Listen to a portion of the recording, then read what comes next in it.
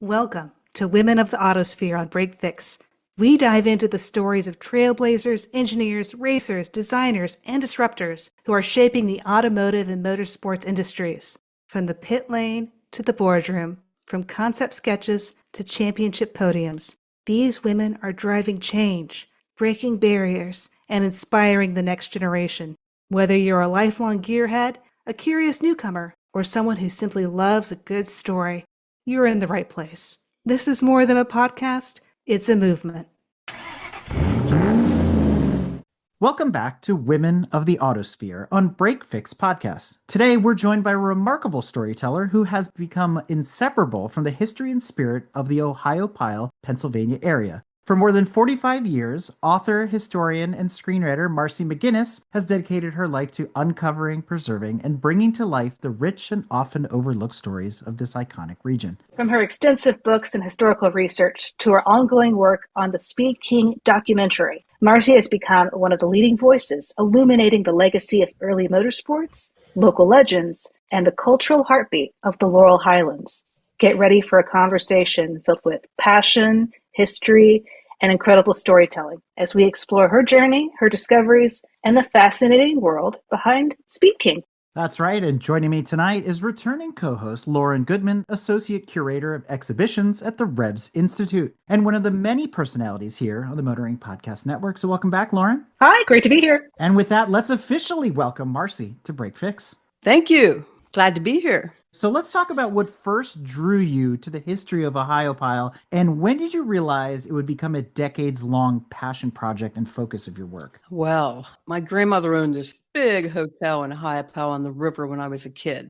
And my mom had grown up in Ohiopyle. And then when I was 17, I, of course, ran away to Ohiopyle because it's up in the mountains. It's beautiful. All my cousins were there. The two characters that I write about, Charlie Johnson, and then in Ohiopyle, I write about Congressman Andrew Stewart, who developed Ohiopyle before the Civil War. They both grew up here in the mountains in the same tiny little village over here, Gibbon Glade, which I always found interesting.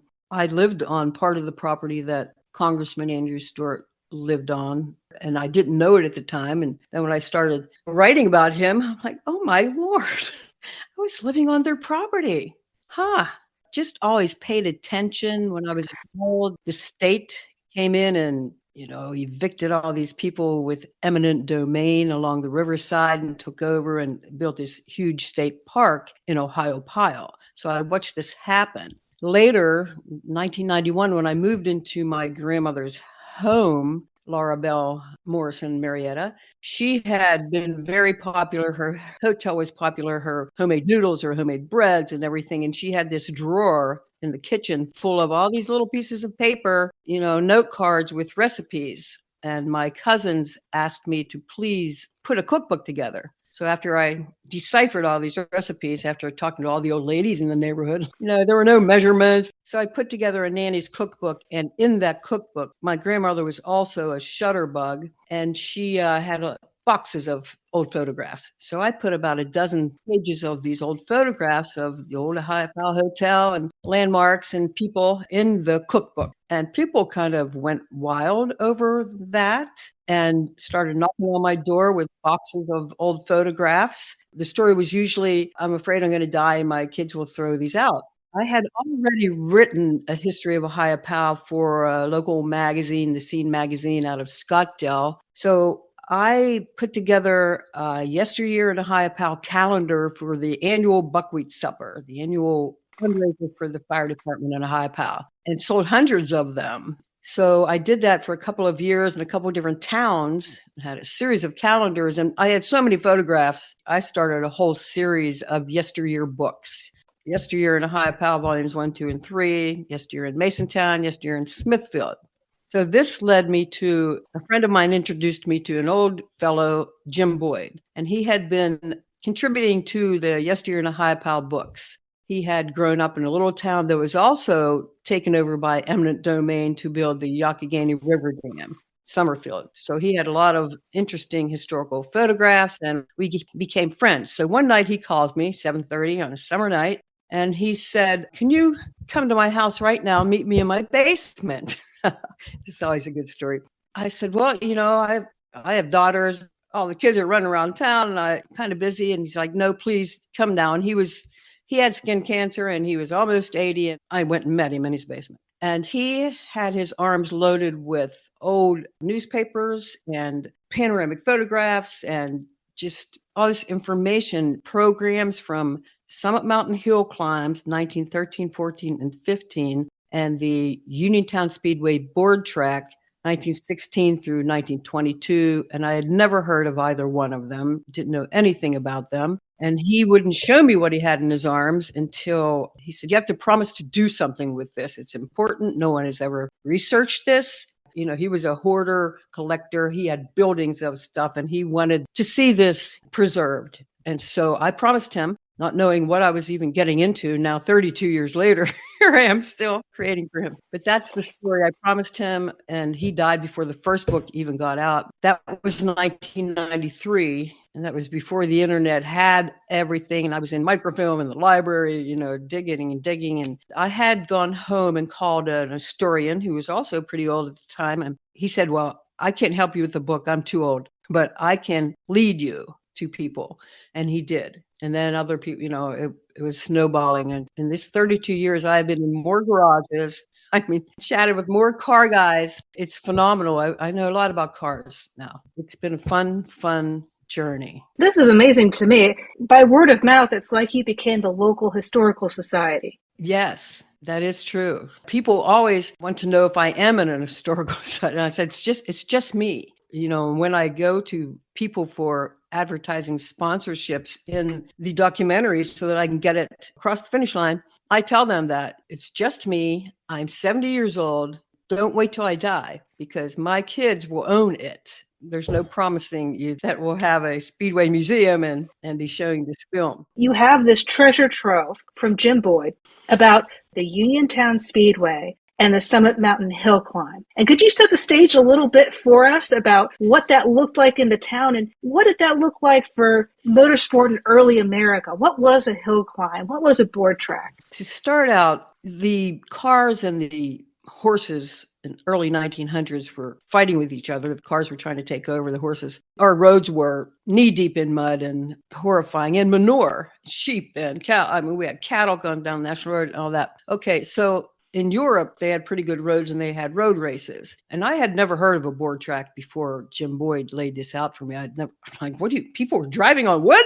That's pretty wild, really wild. So anyway, George Titlow in Uniontown in 1902 had driven the first car into the town. You understand, southwestern PA was the wealthiest area in the United States at the time due to our coal, coke, and steel, Pittsburgh steel. I mean, we have more coal barons than dozens of them, and they are the ones that opened this board track. They're the ones who built the hotels and partied here. World War I was going on the whole time. When other tracks, Indy 500 closed down for 2 years during World War I.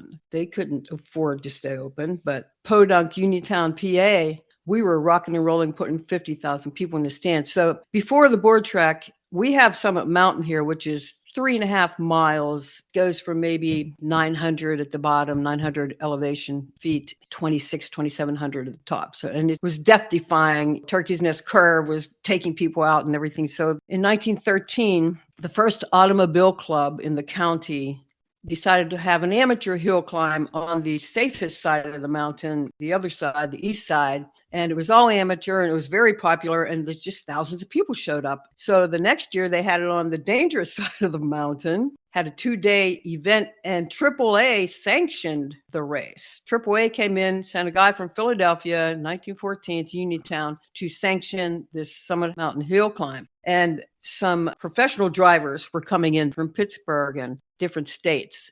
1915 comes along. Now we've got Ralph De Palma came 3 weeks after he won the Indianapolis 500 to Uniontown. He was determined to beat Charlie Johnson, who was the local speed king and who ended up being the president of the Uniontown Speedway board track. He was determined because Charlie knew that mountain like nobody knew that mountain. And of course, Charlie beat him by, 28 seconds or something. So, there's a quote in the local newspaper. Ralph De Palma said, "I'll be back next year to take that trophy from Charlie Johnson." So, of course, he never did.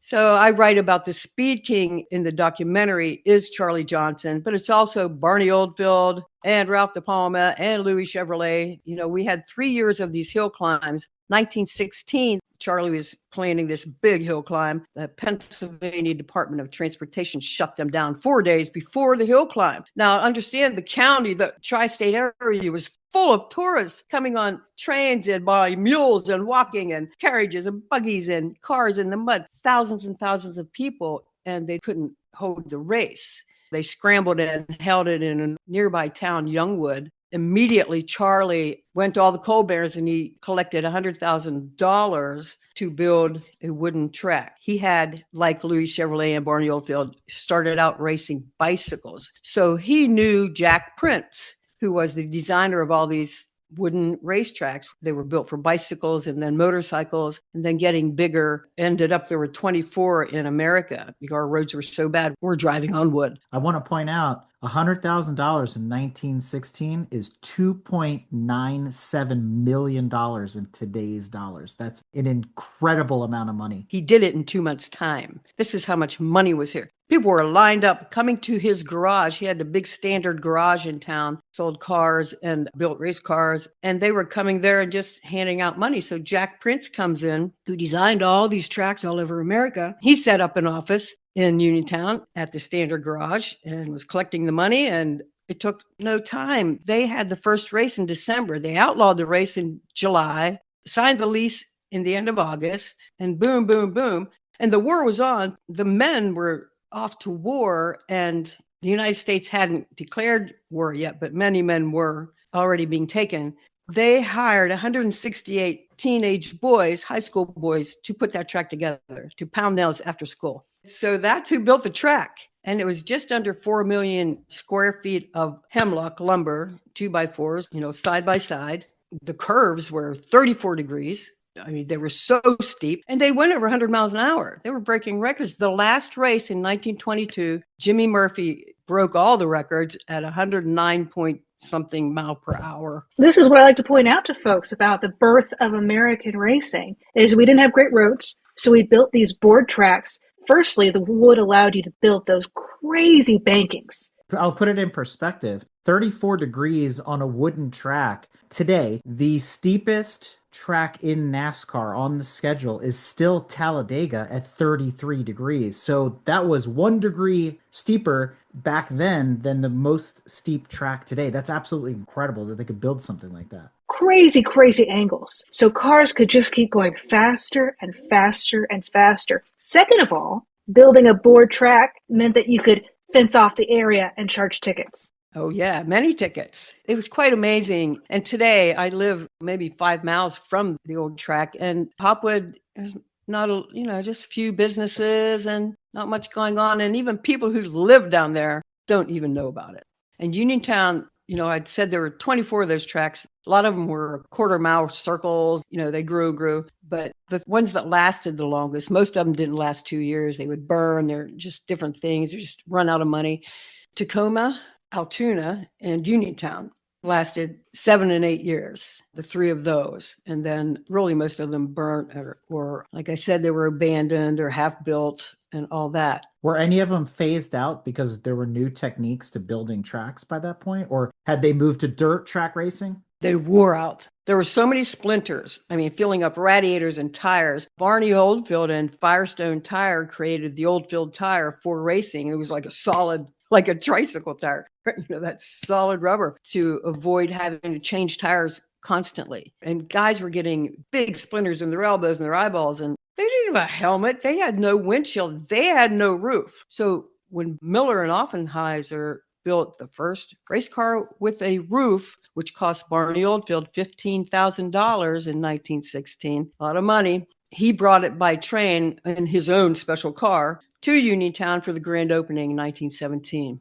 He was the world's speed king, and he was here. Can you even imagine? They paid him $4,000 just to show up. He didn't even have to do anything, but he did race. He did bring his fancy car, and I have a photograph of Fred Duesenberg standing there looking at it with this awful scowl on his face. He didn't think of it, but it was the big time. I have a photograph of, in 1915, Vivian Prescott and her husband, Neil Whalen, sitting on top of a sign on top of Summit Mountain watching the hill climb. Vivian Prescott was a silent film star for Universal Films. She made 202 films, and she was married to Neil Whalen, who owned auto dealerships in New York City and Philly, and he was a race car driver at Indy and blah, blah, blah. And they were promoting Sheepshead Bay, another very popular New York wooden track. So in 1916, when they started putting the board track together, they became the promoters for Uniontown Speedway, and she brought in the president of Universal Films, Carl Laemmle.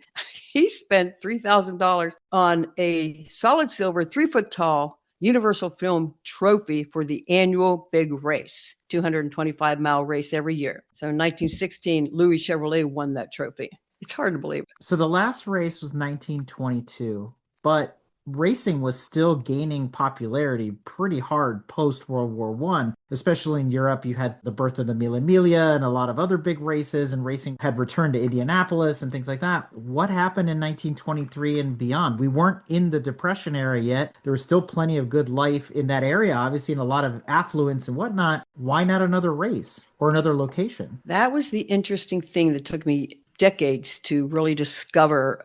For 100 years, people in the area here in the newspapers said that Charlie Johnson, president of the Uniontown Speedway, ran off to Cuba with the Speedway money. Now, that was the normal, what I discovered was a rumor about Charlie. Charlie was their golden boy. He brought more people to Uniontown than anyone's ever brought to Uniontown or ever will. And then they turned on him in that way. But this is what actually happened. It took me a lot of research. Charlie Johnson grew up right down the road here in the mountains, but he owned a Standard Garage. He and his father, they owned a brewery, the Johnson Brewery. They owned a dairy. They owned coal mines. They owned, rental properties. Well, Prohibition hit in January 1920. And this is a time when they were putting more people in the stands. The war was over. It was just 50,000 people was the record in 1920. But in January 1920, Prohibition hit and shut down all the breweries, the hotel, where they were busting everybody. Charlie Johnson, he had a car called the Greyhound, who is the big star of this film. He was a Packard, and he won all the races that he ever drove in the Greyhound Packard. And he outran the Prohibition agents several times in that Packard, trying to be the decoy so that his trucks of booze could go to Pittsburgh or wherever they were going during Prohibition. They kept throwing him in jail. Now, he's the big shot of the region, of the country, really, in racing. And they kept throwing him in jail. And then, sheriff's his buddy, he'd pop him out. And this happened in 1921. They threw him in jail just before the big race, the Universal Film race. Sheriff popped him out. Right after the race, he had to go to New York. He had, just a year or two before that, formed a National Speedway Association with some of the other guys at these big tracks, and they would meet annually in New York City. Well, those same guys were in the same position as Charlie. They own breweries, they own this and that, and having trouble with Prohibition. Well, they started rum running, bringing in ships from Cuba and rum running all over to Detroit and Chicago and Uniontown. And so Charlie became big time rum runner in his Greyhound Packard, trying to keep his parents afloat because they had shut these businesses down. His parents are like 65 and broke. So he went to this meeting in New York in 1921, and his wife begged him not to go, but he went. And when he came back, she had had a fatal heart attack. I had for many years been so curious about these panoramic photos from each big race every year. Charlie's cock of the walk, 3-piece suit and a cigar. The 1922, a year after his wife died, he doesn't even have a hat. He has sunglasses on. No one, the thousands of photographs I've seen of his board track, he's the only one I've ever seen in shades. He had lost 50 pounds. He didn't even have a suit on, crooked tie, and, he was a wreck, you could tell. So I did all this deep diving and really found out what happened to her, what happened. It was just a big snowball. Not only did Prohibition take his wife, Prohibition took the Greyhound and every business. They shut him down. They took everything Charlie owned. Days after that last race, they busted the ship from Cuba out in the New York harbor. And the federal agents were leaving those guys out there freezing. And the guys actually started burning the ship, trying to keep warm. So he took off to Cuba. He moved his parents, his siblings, his entire family to Florida. I have all their addresses and I figured it all out. He continued rum running. I have manifests of him on banana boats. Literally, it says fruit boat, but I'm like, that is the banana boat. Cuba to New Orleans, Cuba to Miami. He did that throughout Prohibition, and then he came back home. And he spoke at the opening race of the second Uniontown Speedway in 1940. Okay. Wow, there's a lot to unpack here. I know. Yeah. Where does this intersect the legends of NASCAR, Junior Johnson and the Stills and the Moonshine Runners of the South? Does this predate that? Way predates that. Really? I know that the NASCAR thinks they invented it. They did not. This is 1922 through 34. Prohibition ended in 33. And Charlie's parents died right around that time. And then they all moved home. NASCAR, that stuff was in the 40s. There's a big jump in between these two things. They were the moonshiners. These were the rum runners. Charlie was one of the first race car drivers who was a rum runner. We had a question here about how do you balance factual accuracy with narrative engagement, but it doesn't sound like you need to with a guy like Charlie. No, because everyone wrote about him. He was in all the papers. There was a paper trail. No internet back then, but by golly, if you dig deep enough, and with the internet today, I couldn't find all that stuff in 93 for the first book. When I decided to actually do the documentary, I'm like, I have to find out what actually happened to Charlie. Rumors are rumors, and I don't want to make a documentary about the rumors or prove it was true. So let's close the loop on Charlie's life. So he's a rum runner. We're in the 30s. You talked about his parents dying. What did he do for the rest of it? How long did he live? What happened next? He had remarried in Miami, 1928. He was coming back and forth to Miami, back and forth in New Orleans and la la la. His second wife, Edna, met her and married her. She was from Vermont. And that was another rumor. Someone had told me he had brought a Cuban woman back with him and his wife, and they had all kinds. People have told me many things. But, you have to figure out what actually happened. And he actually moved back here. I have his address, Gallatin Avenue in Uniontown. And like I said, he spoke at the dedication of the Bryson's Uniontown Speedway, which was built inside the old wooden track. Half-mile track, and it was dirt with asphalt curves. They ran that for 7 years. But yeah, they really honored him in the newspaper at that time, that he did so much for road safety. He worked a lot with the AAA. He did a lot of road races, trying to get the Department of Transportation to spend money on roads, fixing roads and all that kind of thing. So they honored him for that. And he was here for about 10 years. And then he and his wife moved to Chattanooga. Some of his other family had a real estate office down there. He died in Chattanooga in 1954. It was a heart attack. And I do make this up at the end because I don't know exactly what happened. He fell asleep and had a heart attack. I have no idea. But in the edited documentary, I have him in his garage fixing a 1912 Packard. He's telling his wife, just let me die here with the greasy rags and, let me die in my garage. And she calls an ambulance. And Charlie says, I might have lived if I drove that ambulance, but the driver was no speed king. That's how I end up. All right. And I do have a picture of his grave. There you have it. History is not linear. This is one thread of many threads all happening simultaneously. So we got a glimpse of Charlie's life. Let's take a step back. The original track closed 1922, and there's some famous names in there that we can follow their history, right? Louis Chevrolet and Barney Oldfield and all those guys. But where did the rest of the racers, who obviously were addicted to racing at that point, if they weren't rum runners, where did they find themselves participating in races during all those years? 1923, Pennsylvania and California had the most tracks because that's where the money was. Pennsylvania had 3 wooden tracks. Nearby Altoona, Pennsylvania, Altoona built a track. They did the curves different for safety. They ran for 8 years. Now, that was all during Prohibition, and I don't know how they handled that, but the same people were riding. Fred Duesenberg actually died over there test driving a car on the mountain near that track. There were a couple other ones built after that time. They actually finished the last race in 33 or so, these wooden tracks, and then there was more dirt. And there were dirt tracks and drag tracks, around. But the big crowds were coming to those wooden tracks because they put on the shows. At the Uniontown Speedway during the war, they had a guy named Deloyd Thompson flying a warplane. They had built a fake fort in the middle of the infield, and he was dropping fake bombs during intermission. all this kind of stuff. So really big show. Let's bring that back during Grand Prix. Indian Field. Bombs. Dropping glitter bombs on a fake Ford or something like that. Well, on that bombshell, why don't we switch gears? Let's talk about the world of making films. So let's dive a little bit more into the documentary itself. I had never made a film. I've been in a bunch of documentaries and, whatnot through the years and done a lot of radio shows and all that. But a friend of mine, 2 years ago in January now, he said, it's about time you did that documentary. I haven't a clue how to even go about that, but I get it because it's now or never, really. Now or never.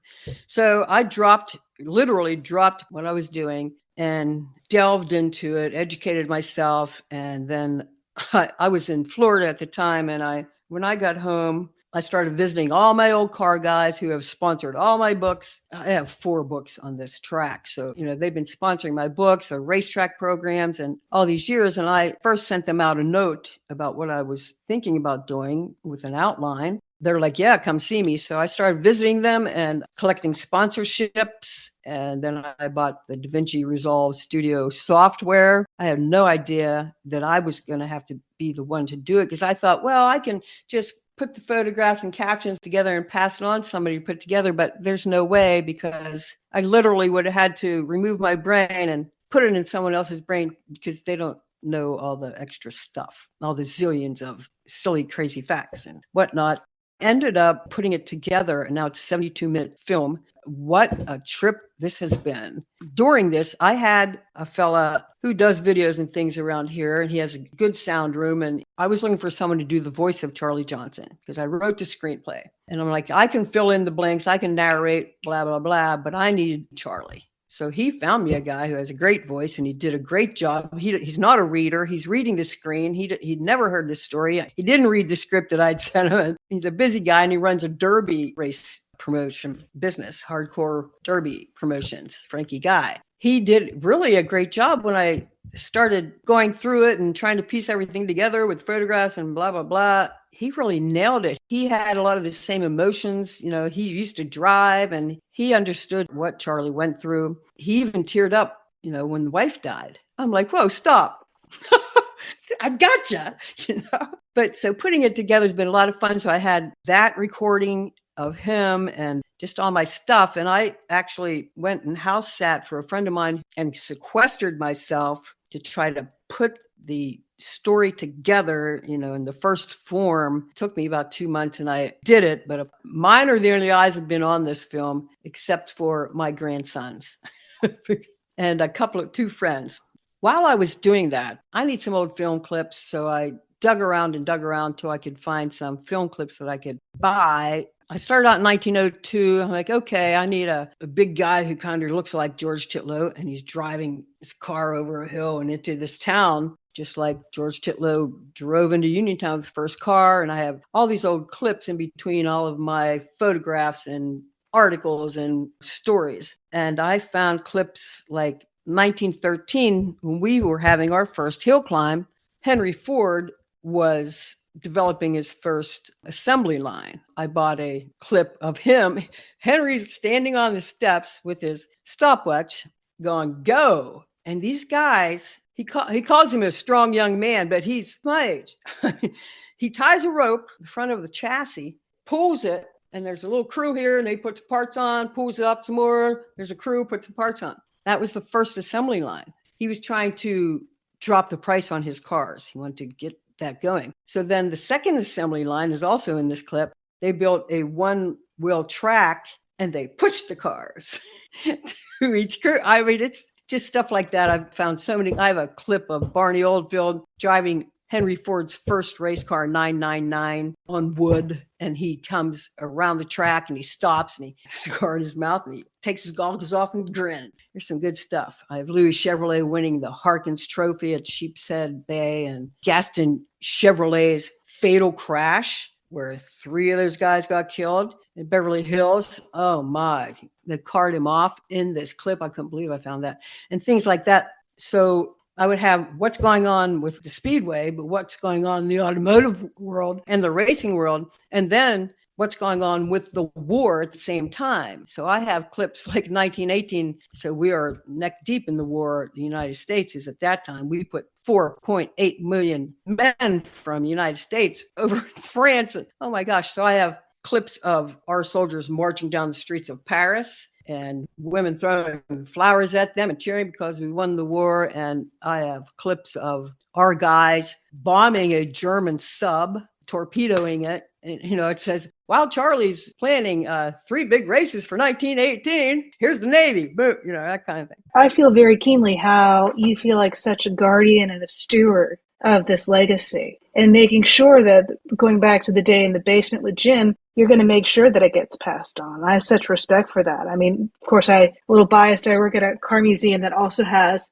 a library and archive dedicated to the automobile. So all we do is we think about how can we save these things, and not just the physical objects, the ephemera, the photographs, but talk to people, because so much of the wisdom and the history is in people's heads, especially in the automobile. It's trying to capture that while they're still with us. It's true. I've only met 2 people who actually met Charlie. One is his niece, and she's 94. She contributed photos recently and remembered a lot what a character he was and remembered him coming back from Cuba and all this stuff. And another guy who was almost 100 when he passed away had ran into Charlie in the street during the 1940s. And Charlie told him stories about building race cars, showed him where the Standard Garage had been and all that.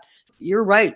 And you can't piece things together without talking to people. It's just like, okay, that makes sense. And it's a lot of work. It's crazy. Sometimes you just feel kind of insane, but you just have to keep on trucking to get it done. I want my grandsons, I want all my car guys' grandkids. And that's when I first went to see Gary Sisson about it. Gary's always been a sponsor of mine. He has a car lot down here in Uniontown. He put his fingers under his chin and he said, oh, my grandkids.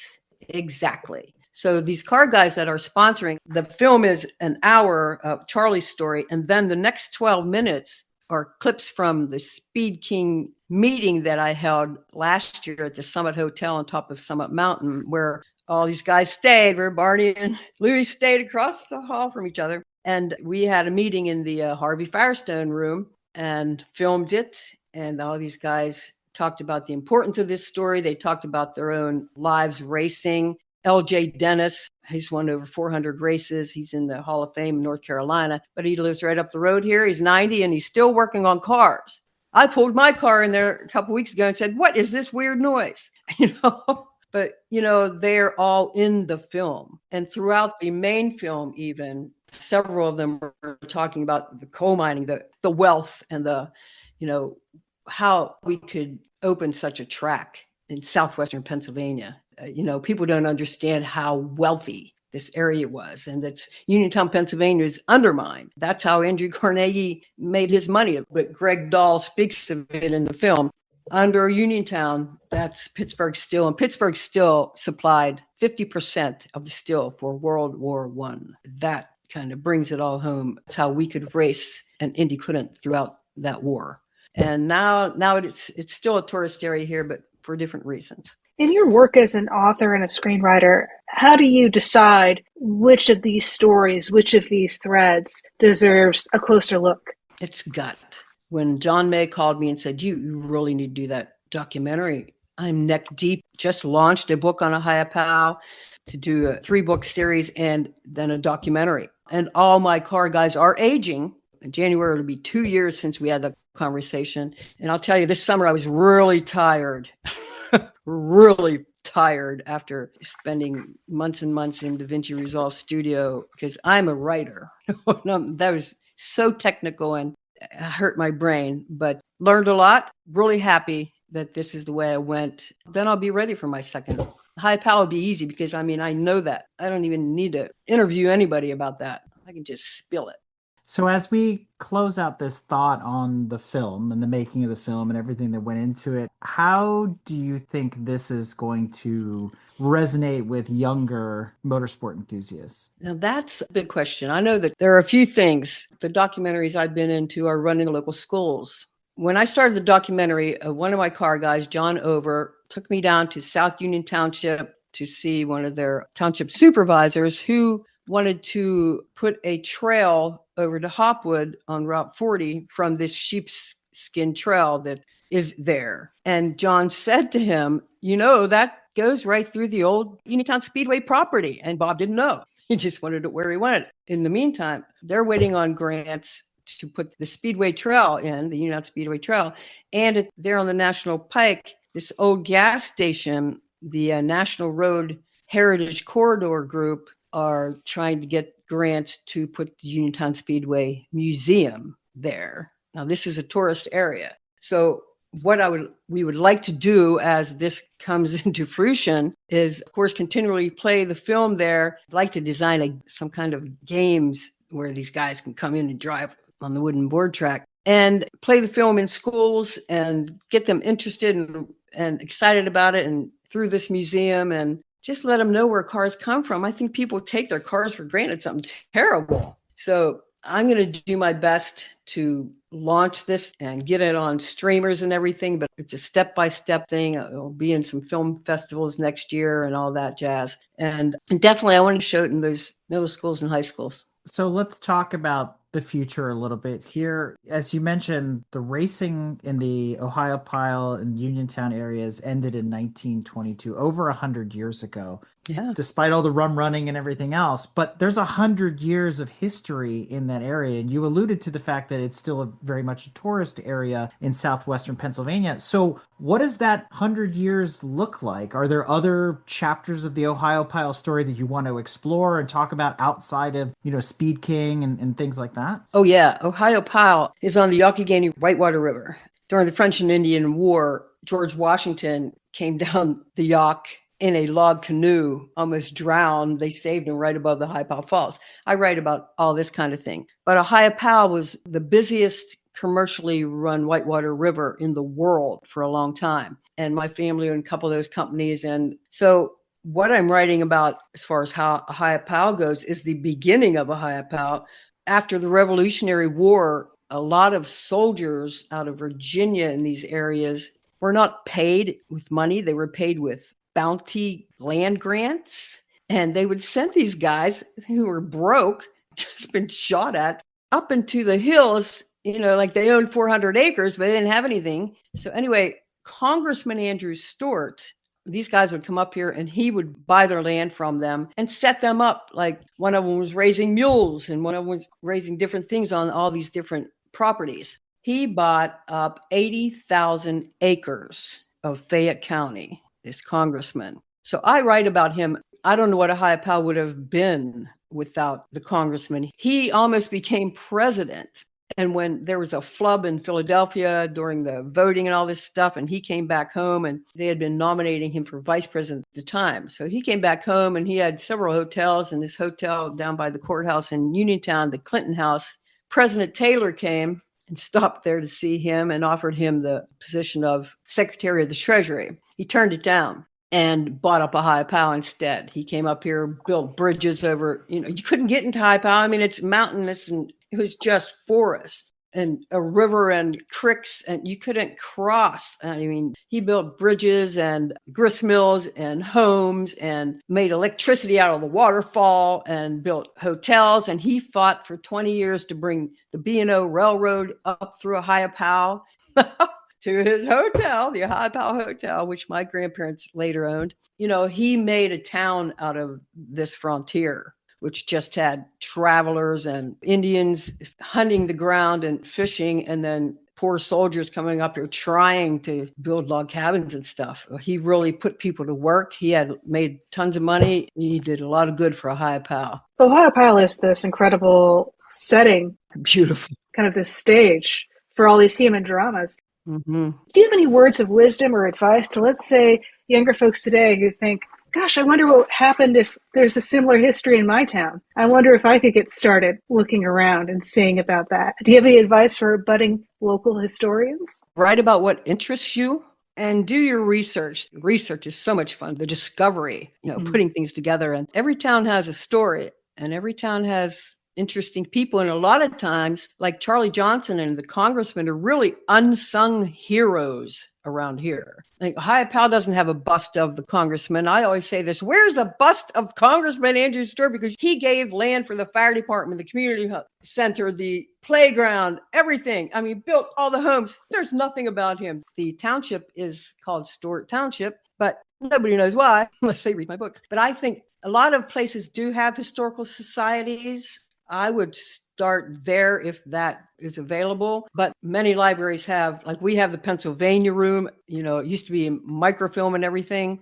The libraries have collections of the oldest stuff, if you're lucky, and had really good people in these libraries and historical societies, and talk to the oldest people you can find. The oldest people I've interviewed, 3 105-year-old women, and I think the oldest man was 99, and they were still sharp. Listen to older people. Don't ignore these people when they talk. Ask them questions. Ask them about their lives. They've been through more. I've lived 7 decades now, and I cannot believe Ohiopyle is nothing like it was when I was a child. Nothing. Sometimes I just lay on a river rock and think about 1960, 1955. Oh my gosh. So you really have to write about what interests you and do your homework and have fun. Besides you got some upcoming books planned about Ohiopyle history, any other kind of projects you have cooking? Oh my gosh. A few years ago, I wrote my memoir. It's called Writer's Life, in case I croak. My kids hate when I say that, but I'm like, it's going to happen. But I'm writing my memoir. Hopefully after I get done with the Ohiopyle documentary and books, I will finish that thing. I wrote it actually up to maybe 2 years ago. And it's a comedy. I write all the crap, boo-hoo, blah, blah, blah. And I come up from a huge family. So there's a lot of funny stuff. I'm writing it as a comedy. So anything I was bitchy about, in the first draft is out. Get out. Life is fun. And who knows? I mean, it's going to take me a while to get all this done. There's no end to subjects, I don't think. Well, that being said, Marci, when you look back at all this and you think about the history of Ohiopyle and racing and everything else, what would you say is the one thing that motorsports has taught you? Those are good people. Those car guys. I didn't know anything about racing, not really. I mean, I've been to races, but I didn't know anything about it. They've taught me so much. It's flabbergasting. And they're such good people. When I promised to do something with this information, I had no idea I was going to make so many friends. So many they've been with me for 32 years on this Speed King project. 32 years. I think back, I'm like, oh my gosh, we were young when we started this stuff. Beyond the writing and the research, I've just learned that racing people are good people, family oriented and solid people. That's what I've learned. All right, Marci. Well, we've reached that part of the episode where I like to invite our guests to share any shout outs, promotions, thank yous, or anything else that we haven't covered thus far. I'd like to thank Jim Boyd for torturing me for 32 years with this, and all of my sponsors. I have a website at speedkingstory.com. I have some clips from this Speed King documentary, uncut, on YouTube, Shore Films, SHORE, Shore Films. You can just go Uniontown Speedway, you'll find it. The last 10 minutes of the film are the funny part where all the guys are talking, telling their stories and just talking about each other, talking about their dead friends, and all that jazz. But all my books are on Amazon. I mean, I sell them locally, etc. Marci McGuinness, just look up Uniontown Speedway books. You'll find, I have like 40 books on there. I have an ohiopyle.info website. A lot of information on that end of things. And I would just like to thank anyone who has ever contributed to any of my projects since 1981 when I started writing. Well, that brings us to the end of today's conversation with Marci McGuinness, author, historian, screenwriter, and one of the most passionate guardians of Ohiopyle's past. Her decades of dedication, from uncovering forgotten stories to bringing the Speed King documentary to life, it reminds us how powerful history can be when it's preserved by someone who really cares. If Marci's work inspired you today, be sure to explore her books, follow the progress of Speed King, and dive deeper into the rich heritage of Ohiopyle, Pennsylvania. For more information, be sure to check out her websites, ohiopyle.info and speedkingstory.com. Marci, I can't thank you enough for coming on Break Fix and sharing your story with us. And it's one of those reminders that no matter where you look, no matter what corner of the world you're in, there's always something that pulls us back to motorsports. And I think you've proven that yet again. And I appreciate what you're doing and keep up the good work. Thank you guys so much. It was fun. Yay, it's a pleasure to meet you. You too. We hope you enjoyed this journey through racing history and the personal stories that keep the spirit of motorsports alive. The Eastern Museum of Motor Racing is a premier destination for motor racing enthusiasts, showcasing a vast collection of historic racing cars, artifacts, and memorabilia. To learn more about the EMMR or to be a part of the next in-person Racers Roundtable, you can plan your visit or support the museum's mission to preserve and celebrate the legacy of racing by heading to www.emmr.org. Follow them on social media for the latest news, upcoming events, and exclusive content. Until next time, keep the engines running and the memories alive.